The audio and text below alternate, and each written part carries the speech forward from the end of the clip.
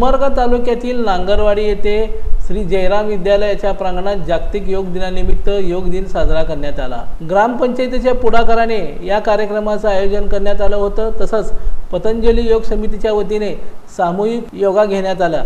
यावेळी योग शिक्षिका म्हणून सामाजिक कार्यकर्त्या रेखाताई पवार यांनी स्वतः कृती करून दाखवली। सरपंच शेखर घंटे, मुख्याध्यापक अजय पवार, ग्रामसेवक जगदीश जाधव, विठ्ठल चिकुंद्रे, बेबीताई चिकुंद्रे, दत्तात्रय गंडाळे, सोपान चिकुंद्रे, गणेश कोकाटे, शाहूराज जाधव, श्याम राठोड, युसी हुग्गे, स्मिता गायकवाड यांच्यासह शाळेतील विद्यार्थी व ग्रामस्थ यावेळी मोठ्या संख्येने उपस्थित होते।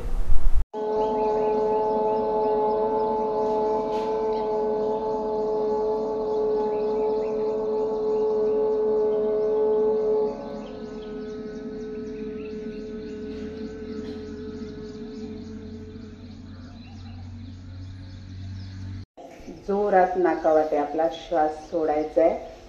कपालभाती प्राणायाम दररोज आपल्याला घरी 50 वेळा करायचा आहे। तुम्ही 50 वेळा जर घरी केलात तर तुमच्या पूर्ण शरीर बॉडी मधला एकही रोग तो कपालभाती ठेवणार नाही। तुम्ही लहान आहात, पुढे चालून जर तुम्ही हे सतत जर करत राहिलात। लोकदर्शन मराठी चॅनलला सबस्क्राइब करा, बेल बटनला क्लिक करा व लाईक करायला विसरू नका।